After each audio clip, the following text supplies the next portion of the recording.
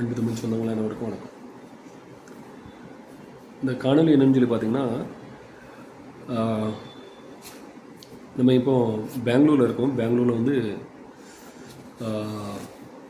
7வது திருவள்ளுவர் மாநாடு அப்படின்னு சொல்லி ஒரு நிகழ்ச்சி ஏற்பாடு பண்ணியிருக்காங்க இங்கே உள்ள தமிழ் அமைப்புகள். அப்போது ஐயா என்கிட்ட தொடர்பு கொண்டு ஐயா வந்து என்ன சொன்னார்னா, பெங்களூரில் இருக்க தமிழர்கள் வந்து திருவள்ளுவர் மாநாடு அப்படின்னு சொல்லி 7வது மாநாடு நடத்துகிறாங்க. அதில் நம்ம கட்டாயம் கலந்துக்கணும். ஏன்னா அங்கே தமிழர்களுக்கான பாதுகாப்பு நிலை அதெல்லாம் நம்ம ஆராயணும், ஆய்வு செய்யணும். அந்த நிகழ்ச்சி எப்படி ஒருங்கிணைக்கிறாங்க, அதனால நம்ம முழுமையாக அங்கே கலந்துட்டு அந்த நிகழ்ச்சிக்கு நம்ம முழு ஆதரவு தரணும். அதான் போய் நிகழ்ச்சி எப்படி இருக்குது, வேறு அங்கே உள்ள தமிழர்கள் எப்படி இருக்கிறாங்க, அவங்களோட பாதுகாப்பு எப்படி இருக்குது,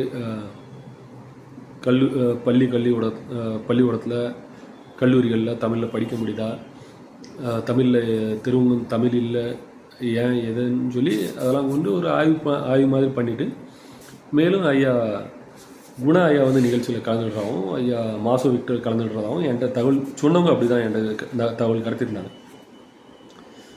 சரி, இதையும் பார்த்துட்டு ஐயா குணாவையும் ஐயா மாசோ விக்டரையும் நேரில் சந்திச்சுட்டு வரலாம் அப்படிங்கிற ஒரு எண்ணத்தில் தான் இங்கே நிகழ்ச்சிக்கு வந்திருந்தோம். நிகழ்ச்சிக்கு இங்கே வந்த பிறகு தான் தெரியுது, இது வந்து 7வது திருவள்ளுவர் மாநாடு. அது வந்து சரிதான், ஆனால் இது வந்து தமிழர் மாநாடு அப்படின்னு சொல்லி பார்த்தா அப்படி இல்லை. இது வந்து எப்படி நிகழ்ச்சினா, தமிழர் கன்னடர் ஒரு கூட்டமைப்பு மாநாடு மாதிரி ஒரு நிகழ்ச்சி மாதிரி ஆகிப்போச்சு. ஏன்னா நான் இங்கே பார்த்த நிகழ்வுலாம் நான் உங்களுக்கு புகைப்படமாக எடுத்து நான் ஒருவேளை இந்த காணொலிக்கு மேலேயே நான் போட முடிஞ்சுன்னா நான் போடுறேன்.